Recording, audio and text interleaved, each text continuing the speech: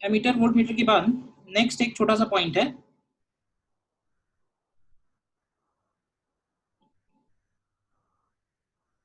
Verification, heading पड़ेगा verification of Ohm's law, या इसी में हम लोग बोल सकते हैं मेजरमेंट ऑफ रेजिस्टेंस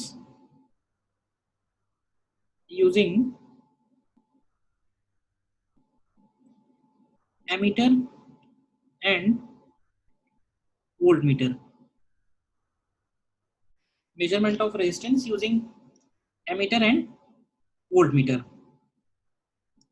तो देखो, अगर हमें वेरिफिकेशन ऑफ ओम्स लॉ करना है तो ओम्स लॉ का जो पॉपुलर फॉर्म है V is equal to I R, and it simply states कि voltage applied across a conductor is directly proportional to current flowing in it, या ऐसे बोल सकते हैं current flowing in it is directly proportional to voltage applied across the conductor, V proportional to I। तो अगर हमें इनकी प्रोपोर्शनलिटी प्रूफ करनी है, एक्सपेरिमेंट से शो करनी है, तो हम लोग क्या कर सकते हैं, हम लोग किसी फिक्स रेजिस्टेंस के अक्रॉस बैटरी की हेल्प से अलग अलग वोल्टेज अप्लाई करेंगे और उस सर्किट में पास होने वाला करंट मेजर करेंगे। तो हम देखेंगे कि V और I के जो अलग अलग कॉम्बिनेशन आएंगे, जब हम उनको ग्राफ पे प्लॉट करेंगे तो it will be a straight line and it should pass through origin. तो वहां से वेरिफिकेशन ऑफ ओम्स लॉ हो जाएगा। और उसी स्ट्रेट लाइन का अगर हम स्लोप मेजर कर लें, जैसे हम लोग एक ग्राफ बनाते हैं अगर V और I के बीच में, तो हमें मालूम है कि V प्रोपोर्शनल टू IR होता है। तो जो ग्राफ निकल के आएगा वो एक स्ट्रेट लाइन निकल के आना चाहिए, और इस ग्राफ का जो स्लोप निकल के आएगा, अलग अलग पॉइंट्स निकल के आएंगे इसमें, और इसका जो स्लोप निकल के आएगा tan थीटा, वो V अपॉन आई की वैल्यू होगी and it is equal to R। तो दोनों काम इसी से हो जाते हैं, मतलब दो काम एक ही पार में हो जाएंगे, वेरिफिकेशन ऑफ ओम्स लॉ भी हो जाएगा एंड रेजिस्टेंस भी निकल आएगा। तो सबसे पहले इसमें हमें ये बताओ सोच के कि हमको इलेक्ट्रिकल सर्किट कैसा लेना चाहिए। मुझे लगता है कि ये एक्सपेरिमेंट सिलेबस में भी है, तो अभी तो नहीं, बट हाँ स्कूल्स वगैरह में कराया जाएगा।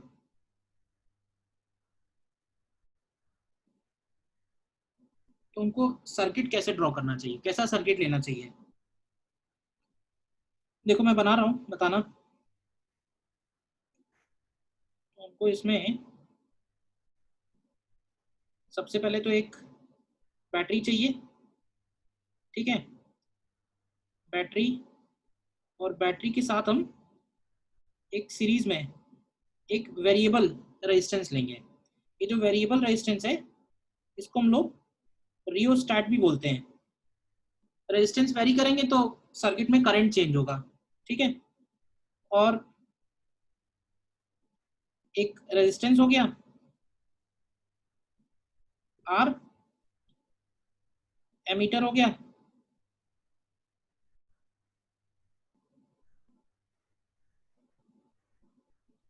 और वोल्ट मीटर हो गया।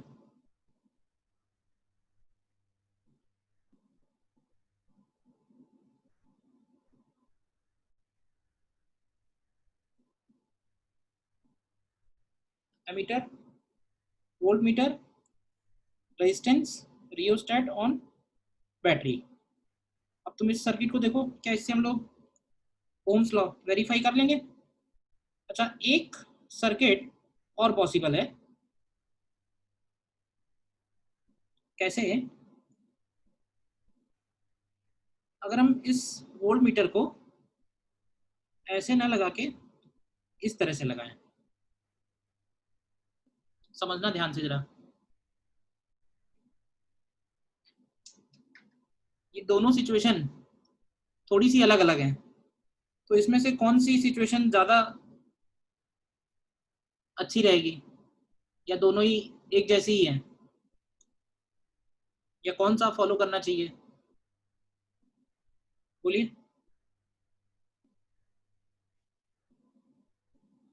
भाई एमीटर को हमें सीरीज में लगाना है और वोल्ट मीटर को हमें पैरेलल में लगाना है। तो ये बात तो हमारे दोनों ही सर्किट में फॉलो हो रही है, ध्यान से चेक कर लो। एमीटर सीरीज में लगा हुआ है और वोल्ट मीटर पैरेलल में लगा हुआ है।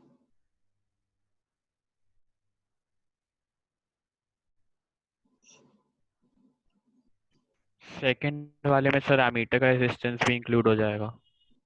सेकंड वाले में प्रॉब्लम ये आएगी कि जब हम वोल्ट मीटर की रीडिंग ले रहे हैं तो वोल्ट मीटर की जो रीडिंग आएगी वो एक्चुअली इन दोनों पॉइंट्स के बीच का पोटेंशियल डिफरेंस आएगा। तो हम लोग ऐसे बोल सकते हैं कि उसमें एमीटर का वोल्टेज भी काउंट हो जाएगा, करेक्ट। लेकिन पहले वाले में भी थोड़ी प्रॉब्लम रहेगी। पहले वाले में प्रॉब्लम ये रहेगी कि हमें करंट मेजर करना था रेजिस्टेंस का, लेकिन करंट तो इसमें भी फ्लो करेगा ना, बताओ। तो जो ये एमीटर करंट मेजर करेगा वो I प्लस आई होगा या नहीं होगा? Yes sir. तो कहने का मतलब है कि दोनों सर्किट में कुछ ना कुछ प्रॉब्लम है ही, और जिसको हम हटा नहीं सकते हैं। पहले तो प्रॉब्लम क्या है वो समझो, तब तो आगे समझ में आएगा। दोनों में कुछ ना कुछ प्रॉब्लम है ना।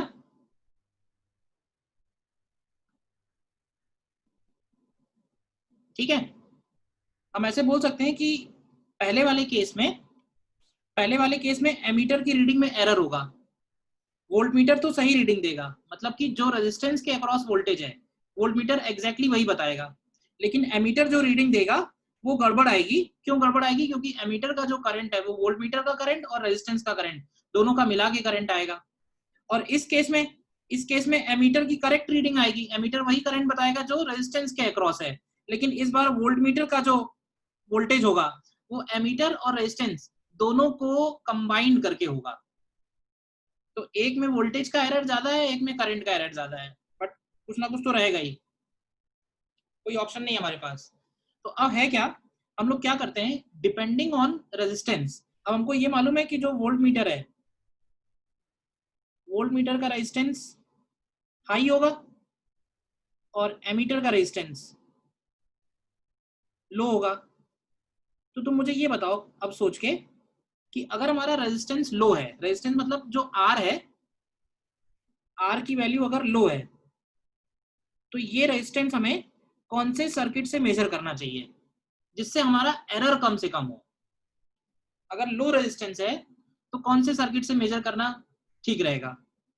मैं एक काम करता हूँ, मैं एग्जांपल ले लेता हूँ, तुम नोट नहीं करना। सपोज करो कि वोल्ट मीटर का जो वैल्यू है, मतलब जो रेजिस्टेंस है वो हाई है, एंड लेट से ये हाई रेजिस्टेंस है 1000 ओम, और एमीटर रेजिस्टेंस जिसका रेजिस्टेंस लो है वो है सपोज 1 ओम, और हमें जो आर मेजर करना है सपोज इसकी वैल्यू है 2 ओम फॉर एग्जांपल।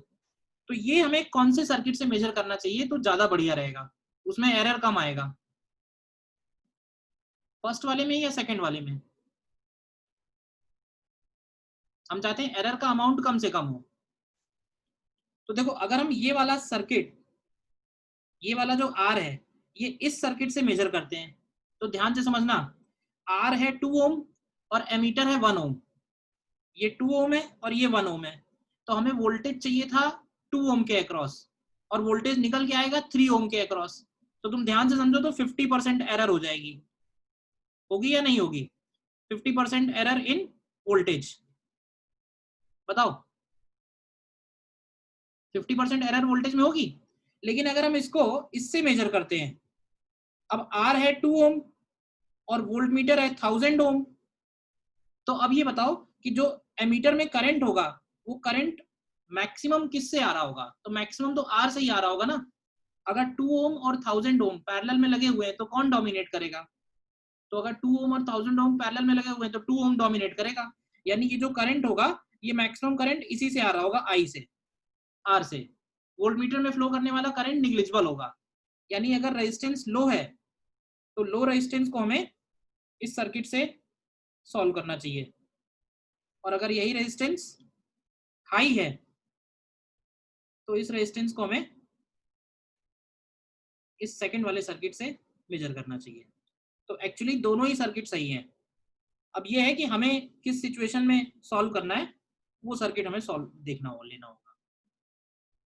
ठीक है ना? बस इतना ही है इसमें बेसिक बात समझाने वाली। एरर दोनों में ही आ रहा है, लेकिन अब हमें हमारी रिक्वायरमेंट क्या है, अगर हमारे हमारे पास हाई रेजिस्टेंस है तो हाई रेजिस्टेंस में हमको एमीटर पहले सीरीज में लगाना चाहिए, क्योंकि क्या होगा उससे हाई रेजिस्टेंस में कोई चेंज आएगा नहीं, और वोल्ट मीटर जो है हमें हाई रेजिस्टेंस के अक्रॉस वोल्टेज बता देगा एमीटर का, क्योंकि रेजिस्टेंस निग्लिजिबल है। बताओ ये बात पूरी समझ में आई या नहीं? कुछ डाउट है तो पूछो।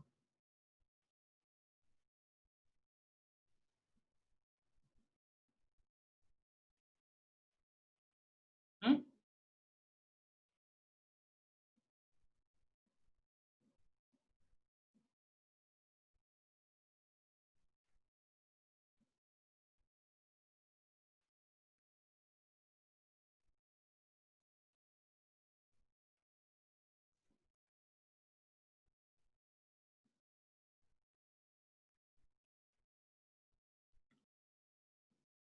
क्लियर है? ये एक छोटा सा पॉइंट था जो हमें यहाँ पे और लेना था, और इसमें कुछ नहीं है। बाकी सेट ऑफ रीडिंग्स लेते हैं, एक्सपेरिमेंट करेंगे तो कई बार रीडिंग लेंगे, रियोस्टेट की वैल्यू चेंज करेंगे तो सर्किट में करंट चेंज होगा, करंट चेंज होगा तो वोल्टेज भी चेंज होगा, तो तुम देखोगे कि वोल्टेज और करंट का जो रेशियो है वो कांस्टेंट आएगा। ठीक है?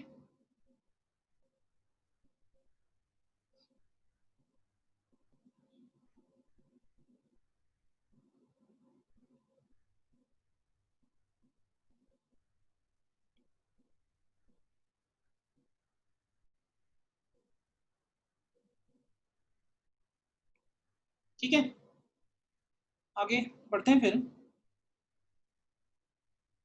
नेक्स्ट हमारा इंस्ट्रूमेंट है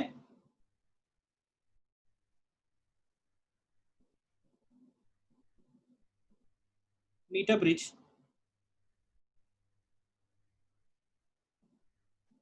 और मीटर ब्रिज का basic purpose measurement of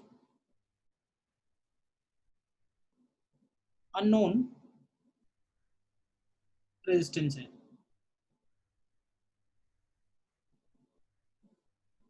measurement of unknown resistance.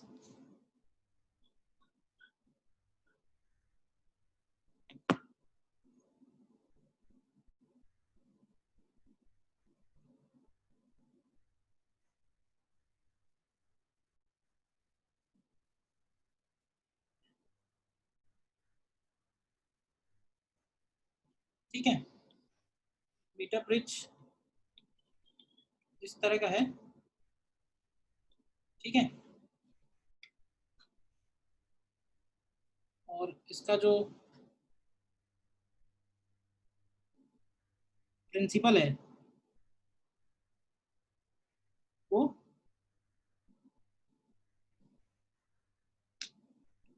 Wheat stone bridge पे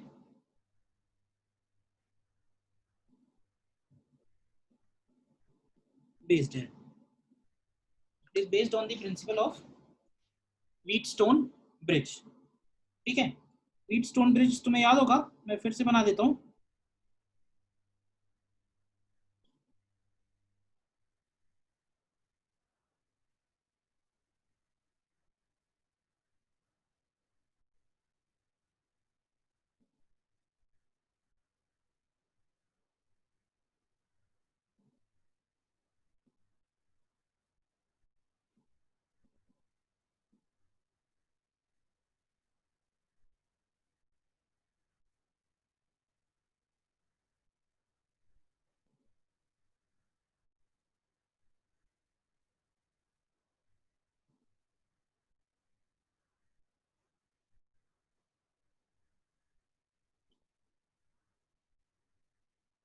तो इसमें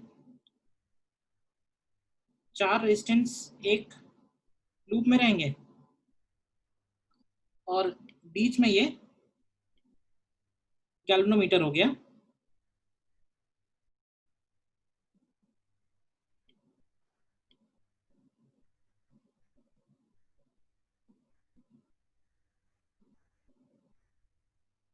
तो लेट्स से ये हो गया point A, point B, point C और पॉइंट डी।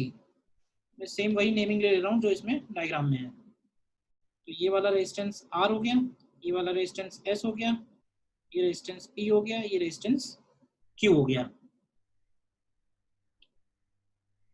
ठीक है, और बैटरी EMF E, साथ में सपोज कोई रियोस्टैट लगा हुआ है, और एक रियोस्टैट इस गैल्वेनोमीटर के साथ भी लगा होता है, जो इस डायग्राम में नहीं दिखाया हुआ है, बट तुम दिखा देना। एक रियोस्टैट इस गैल्वेनोमीटर ब्रांच में भी लगा होगा।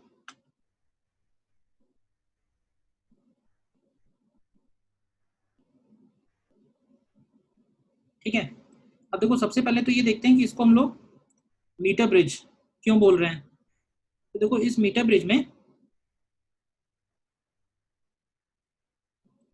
ये एक वायर हो गया, ये जो मैंने दिखाया हुआ है वायर AC। अब इस वायर AC का जो लेंथ है वो 1 मीटर रहता है, और इसके साथ में ही एक स्केल लगा हुआ है, तो इसीलिए इसका नाम मीटर ब्रिज पड़ जाएगा। और ये जो वायर है ये हाई रेजिस्टिविटी का वायर है, क्योंकि इस वायर को रेजिस्टेंस की तरह काम करना है। ठीक है ना, कॉपर का नहीं है, लेस कंडक्टिविटी का नहीं है, हाई कंडक्टिविटी का नहीं है, लेस कंडक्टिविटी का वायर है, क्योंकि इसे रेजिस्टेंस की तरह काम करना है। तो हाई रेजिस्टिविटी बोल सकते हैं, high resistivity and uniform thickness का ये एक स्ट्रेट वायर है। ठीक है, बाकी ये जो लगे हुए हैं ये कॉपर स्ट्रिप्स हैं, तो इनमें कोई भी रेजिस्टेंस नहीं होगा। ऊपर जो R और S रेजिस्टेंस लगे हुए हैं, इसमें से एक रेजिस्टेंस नोन होता है और एक रेजिस्टेंस अननोन होगा। तो जैसे ये जो S है ये अननोन रेजिस्टेंस हो गया, और ये जो R है ये नोन रेजिस्टेंस है। ठीक है, बीच में वो जो पॉइंट B है वो पॉइंट D से कनेक्टेड है। तो तुम सबसे पहले तो ये देख लो कि ये जो बना हुआ है वो ये वाला सर्किट है। पहले तो ये दोनों में सिंक्रोनाइज कर लो। ठीक है ना, प्रोसेस बहुत सिंपल है इस एक्सपेरिमेंट का। And again very important, meter bridge पे ही अकेले 5-6 बार क्वेश्चन आ चुका है, छोटा सा टॉपिक है। प्रोसेस इसका ये है, हम लोग क्या करते हैं कि एक गैप में नोन रेजिस्टेंस लगा देते हैं, एक गैप में अननोन रेजिस्टेंस लगा देते हैं। ठीक है, इसके बाद हम इस स्विच को ऑन कर देते हैं, और गैल्वेनोमीटर वाले पॉइंट को, ठीक है ना, इसको हम लोग बोलते हैं, ये जो पॉइंट D लिखा हुआ है, दिस पॉइंट इज, यहाँ पे इसको बोलते हैं मूवेबल की, which is also called jockey। ठीक है, तो वो मूवेबल की है, वो पूरे वायर पे कहीं पे भी टच हो सकती है। तो हम करते क्या है कि उसको अलग अलग पॉइंट पे हम टच करके देखते हैं, और एक ऐसा पॉइंट ढूंढते हैं जहां पे इस गैल्वेनोमीटर में नल डिफ्लेक्शन आएगा। क्योंकि जब इस गैल्वेनोमीटर वाली ब्रांच में करंट नहीं होगा, इधर देखो, अगर इस गैल्वेनोमीटर वाली ब्रांच में करंट नहीं है तो इसका मतलब है कि ये जो व्हीटस्टोन ब्रिज है ये बैलेंस्ड व्हीटस्टोन ब्रिज है। और बैलेंस की कंडीशन में क्या होगा कि R/P और S/Q बैलेंस होंगे, इक्वल होंगे। तो अगर इक्वल होंगे तो उसमें हमको R, P और Q इनके वैल्यूज मालूम होते हैं, तो S हमको पता चल जाएगा। प्रोसेस बहुत सीधा सा है। ठीक है ना, तो इसमें हम लोग बोल सकते हैं कि मूवेबल की is moved on wire AC till we find a position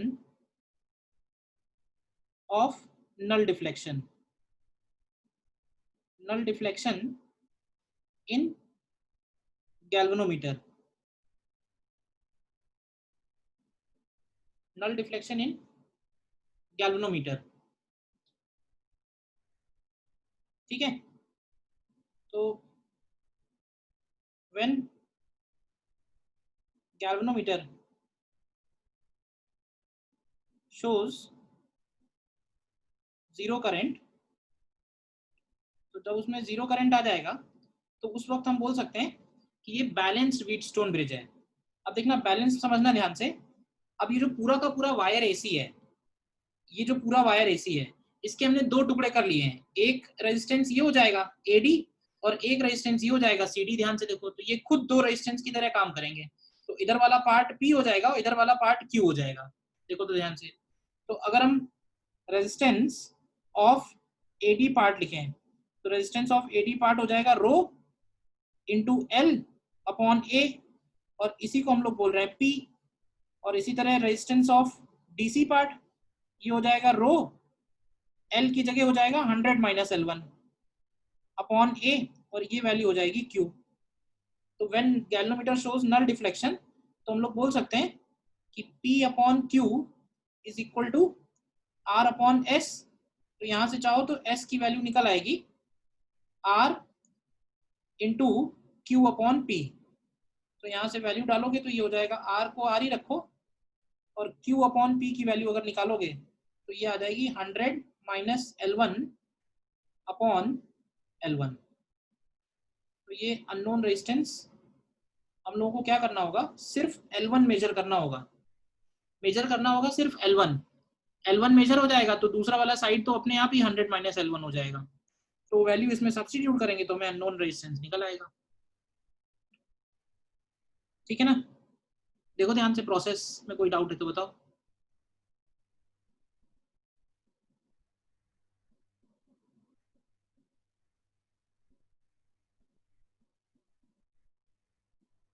ठीक है,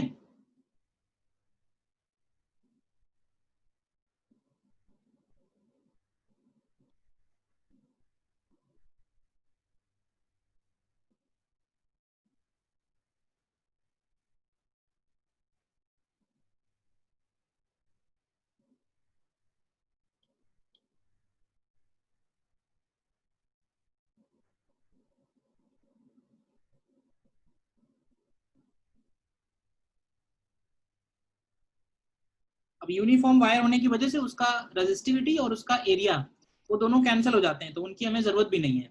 वायर यूनिफॉर्म होना चाहिए, दैट्स इट।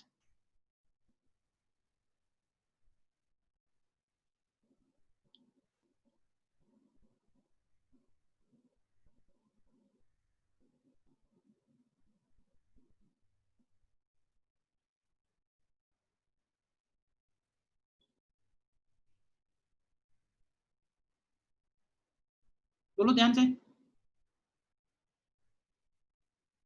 अब देखो इसमें कुछ और जो खास बातें हैं इसमें।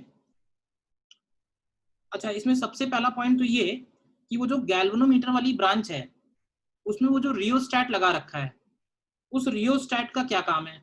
एक्चुअली करते क्या है कि जब एक्सपेरिमेंट स्टार्ट होता है, ध्यान से सुनना, जब एक्सपेरिमेंट स्टार्ट होता है तो स्टार्टिंग में हम वो रियोस्टैट की वैल्यू मैक्सिमम रखते हैं। रियोस्टैट की वैल्यू मैक्सिमम रखते हैं मतलब कि गैल्वेनोमीटर वाली ब्रांच में मैक्सिमम रेजिस्टेंस रखते हैं।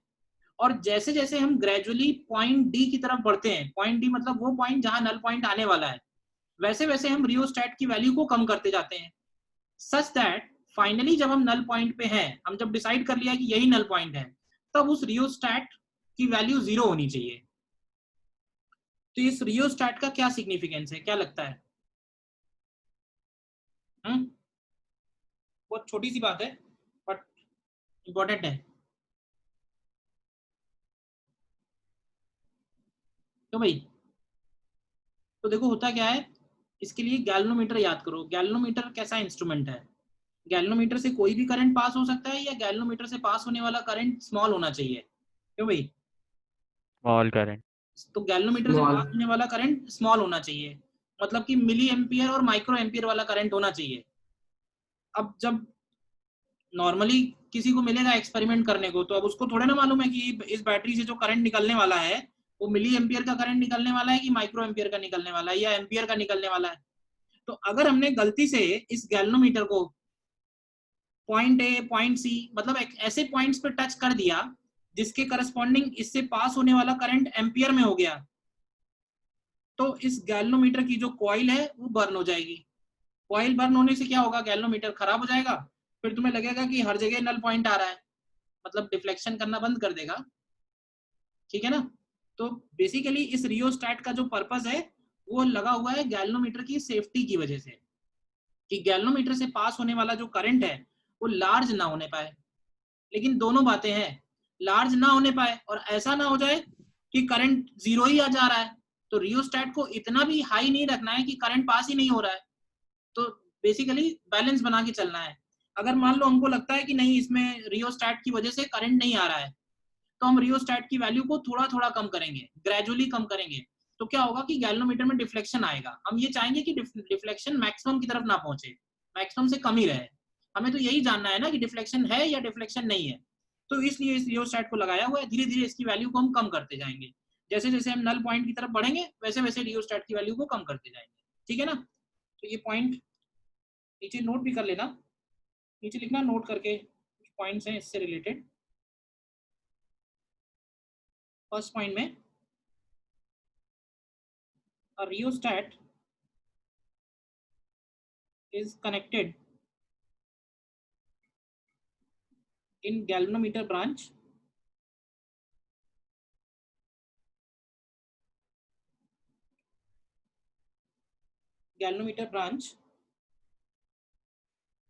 to avoid large currents through it, ठीक है। it is kept maximum initially and then gradually decreased as we move towards null point, ठीक है ना। फाइनली हम जब नल पॉइंट डिसाइड करेंगे तो रियोस्टैट 0 पे होना चाहिए। ऐसा ना हो रियोस्टैट की वजह से हमको null point, false null point मिल रहा हो। क्लियर है पॉइंट। देन सेकेंड पॉइंट में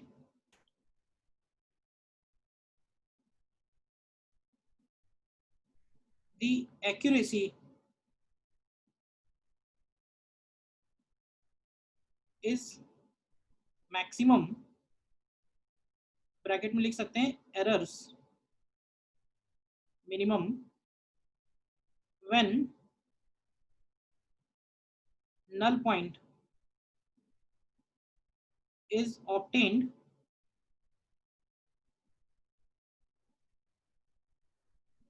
near midpoint of wire AC। मतलब कहीं भी नल पॉइंट आ सकता है, बट अब देखा गया है कि जब नल पॉइंट बीच में आता है 50 सेंटीमीटर के आसपास, तो उस केस में एरर्स एक्सपेरिमेंट में मिनिमम होते हैं। कैसे मिनिमम होते हैं ये हम लोग मैथमेटिकली भी देख सकते हैं। ये जो एक्सप्रेशन है S is equal to R 100 minus L1 upon L1।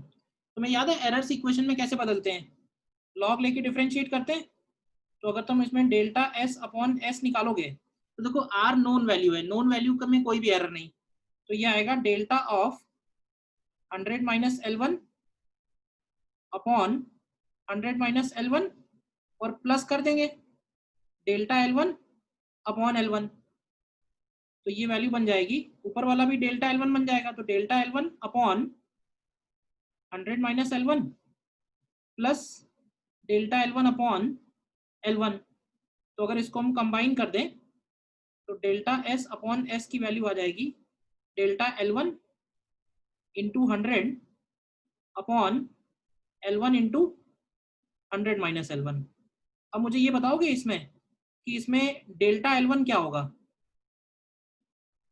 क्यों भाई, डेल्टा L1 क्या बनेगा बोलो, what is delta L1? Least count, least count of scale बनेगा, correct. Delta L1 is least count of meter scale. तो देखो least count of meter scale पे हमारा तो कोई कंट्रोल नहीं है, वो तो कुछ डिपेंड करेगा। अब जो बाकी बचा है, अब तुम इस फंक्शन का डिनोमिनेटर देखो ध्यान से। अगर हम चाहते हैं कि ये वैल्यू मिनिमम हो, तो इस डिनोमिनेटर के बारे में क्या कहोगे? मैक्सिमम होना चाहिए। तो delta S upon S minimum बनेगा when L1 is equal to 50 centimetre. देख लो, तो इसीलिए बोलते हैं कि एरर्स मिनिमम होंगे when null point is obtained near midpoint of wire AB।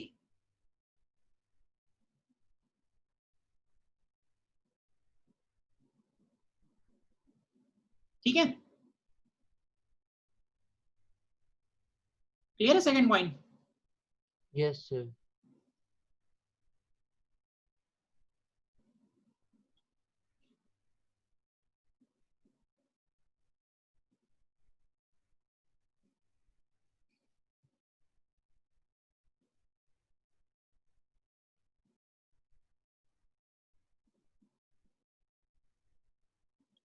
और देखो थर्ड पॉइंट में फिर एक पॉइंट आता है कॉल्ड एंड करेक्शंस। ठीक है, एंड करेक्शंस क्या है? देखो होता क्या है कि ये जो वायर ए बी है, वायर एसी, नॉर्मली क्या होता है, कई बार तो ये होता है कि ये वायर एसी उस सेटअप में ऑलरेडी लगा होता है, तो हमें कुछ नहीं करना होता है। कई बार क्या होता है कि हमको वायर अलग से दिया होता है और हमें वो वायर मेजर करके दोनों पॉइंट्स के बीच में लगाना होता है। तो होता क्या है कि ये दोनों पॉइंट तो फिक्स होते हैं उस बॉडी के, बॉडी के ऊपर फिक्स रहता है।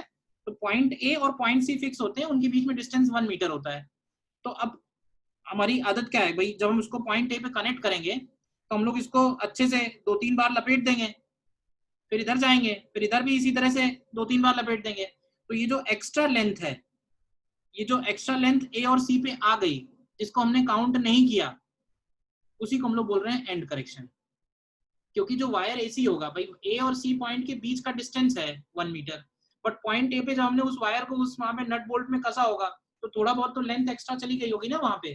तो वैसे ही एक्स्ट्रा लेंथ यहाँ पे गई होगी और वैसे ही एक्स्ट्रा लेंथ इस पॉइंट पे गई होगी। तो ये जो एक्स्ट्रा लेंथ है, इन एक्स्ट्रा लेंथ को हम लोग एंड करेक्शन बोल रहे हैं। तो क्या करना होगा, जब एक्सपेरिमेंट खत्म हो जाए, रीडिंग ले लें, तो फाइनली हम वो वायर को वहां से ओपन कर सकते हैं और देख सकते हैं कि वो जो ट्विस्टेड पार्ट है, वो ट्विस्टेड पार्ट का क्या लेंथ है। तो एक तरफ से लेंथ अल्फा हो गया और एक तरफ से लेंथ बीटा हो गया। तो अगर हम अल्फा बीटा को काउंट करें तो बताओगे हमारे फॉर्मूले में क्या चेंज आएगा? ये जो हमारा एक्सप्रेशन था एस निकालने वाला, इसमें क्या चेंज करना चाहिए अगर हमें अल्फा बीटा को काउंट करना है? तो तुम बोल सकते हो कि L1 में अल्फा ऐड हो जाएगा और 100 माइनस L1 में बीटा ऐड हो जाएगा, करेक्ट ना? तो दोबारा लिख दो यही expression, if alpha and beta are the lengths at end points known as end corrections,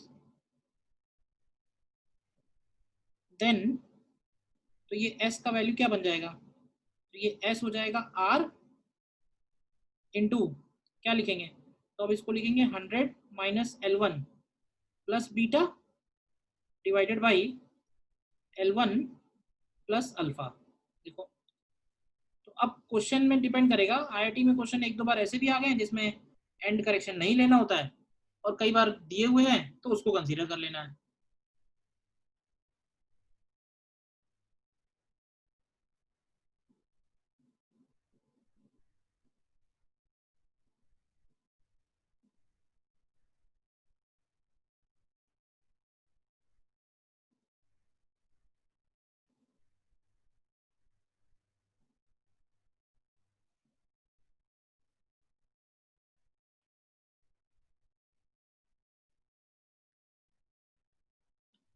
देखो कोई डाउट है इसमें तो?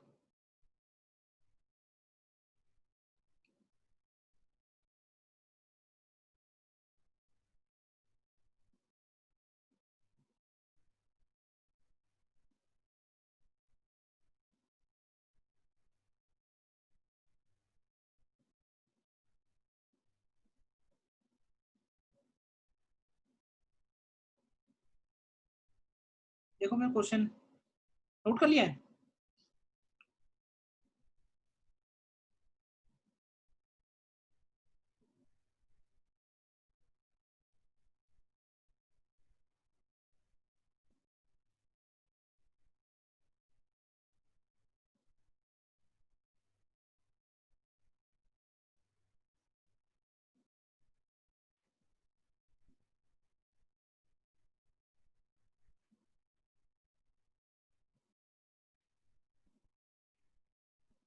देखो क्वेश्चन करते हैं।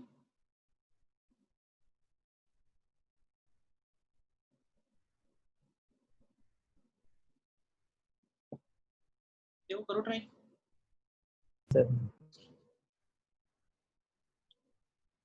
देखो सीधा सीधा क्वेश्चन है, x इसमें अननोन रेजिस्टेंस है और नोन वाला 10 ओम है। Galvanometer shows null point when tapping की edge is at 52 centimetre mark. मतलब ये ध्यान रखना कि 52 सेंटीमीटर इधर से है, लेफ्ट साइड से, कन्वेंशन यही है। तो ये 52 है तो इधर वाला 48 हो गया, और एंड करेक्शंस दिए हुए हैं एट ए एंड बी। तो इधर 1 सेंटीमीटर है और इधर 2 सेंटीमीटर है। तो सीधे सीधे हम लोग ऐसे लिख सकते हैं कि x upon 10 is equal to 52 plus 1 upon 48 plus 2। तो यहाँ से x का वैल्यू कितना आ जा रहा है, 10.6 ओम। ठीक है ना, कर लिया होगा सभी ने। Yes, sir.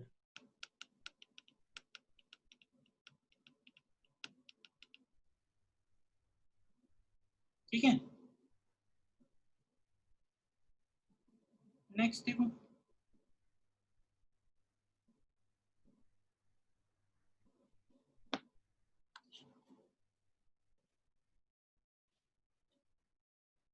अब देखो इस क्वेश्चन में तुम ध्यान से पढ़ो तो एंड करेक्शन की उसने बात ही नहीं करी है, नहीं करी है तो मतलब नहीं लेना है। तो यहाँ पे हम लोग लिखेंगे r upon 90 is equal to 40 upon 60। तो यहाँ से r की वैल्यू कितनी आ जा रही है, r की वैल्यू आ जा रही है 60 ओम। तो वैल्यू तो निकल आई।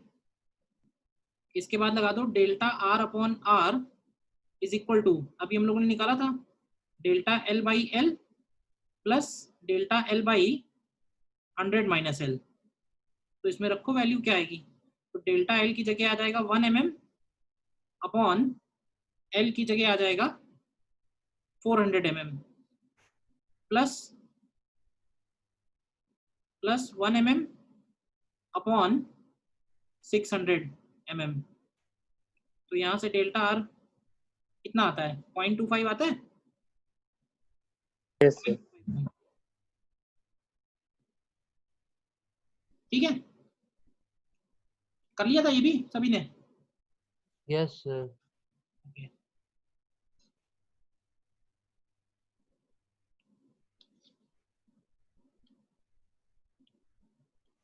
और देखो नेक्स्ट।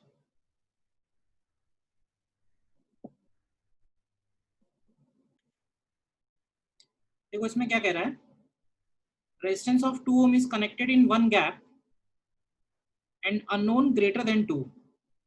तो समझना ध्यान से, एक गैप में 2 ओम है और एक गैप में अननोन है, और अननोन जो है वो लेट से आर है, लेकिन ये 2 ओम से बड़ा भी है। ठीक है, और तो नल पॉइंट जो होगा, तो नल पॉइंट ध्यान से समझना, वो 2 ओम के पास में होगा। लेट से ये डिस्टेंस x है, तो इधर वाला डिस्टेंस हो जाएगा 100 माइनस एक्स। x छोटा होगा, 100 माइनस एक्स बड़ा होगा। तो हमारी इक्वेशन आएगी 2 upon X is equal to R upon 100 minus X. लेट से इसको बोल देते हैं इक्वेशन 1। अब वो कह रहा है कि अगर हम इंटरचेंज कर दें, मतलब 2 उधर ले जाएं, आर इधर ले जाएं, तो देखो अगर हम आर इधर लाएंगे और 2 इधर लाएंगे, तो हम ये भी तो बोल सकते हैं कि लेंथ भी इंटरचेंज हो जाएंगी। मतलब 100 माइनस एक्स इधर हो जाएगा और x उधर चला जाएगा। तो नई इक्वेशन बनेगी r upon 2 is equal to या ऐसे लिख दो कि R अपॉन, अब वो क्वेश्चन में ये कह रहा है कि ये जो नल पॉइंट है शिफ्ट होने के बाद, इंटरचेंज करने के बाद ये नल पॉइंट 20 सेंटीमीटर शिफ्ट हो जा रहा है। तो ये बात तो समझ में आ गई ना कि अगर हम R को इधर से इधर लाएंगे तो 20 सेंटीमीटर इधर जाएगा। तो अब इधर से नई लेंथ जो है वो हो जाएगी x प्लस 20। तो इसको लिखेंगे R upon x plus 20 is equal to 2 upon, तो उधर से लेंथ कितनी बचेगी, तो उधर से बचेगी 80 माइनस एक्स, देखो तो ये इक्वेशन 2 हो जाएगी। अब देखा जाए तो जो x प्लस 20 है, क्या x प्लस 20 वही लेंथ है जो पहले 100 माइनस एक्स थी? क्यों भाई? तो यहां से तुम निकालोगे तो 2x इक्वल टू 80 आएगा, तो x का वैल्यू 40 सेंटीमीटर आ जाएगा, और x 40 रख दोगे तो r का वैल्यू 3 ओम आ जाएगा। ठीक है ना, कर लिया था? Yes, sir. Yes, sir. ठीक है, और देखो एक और अच्छा क्वेश्चन है ये है।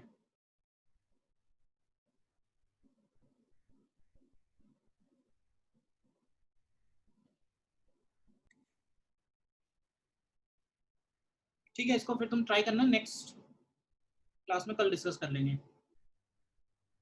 ठीक है, आज यहीं पे रखते हैं।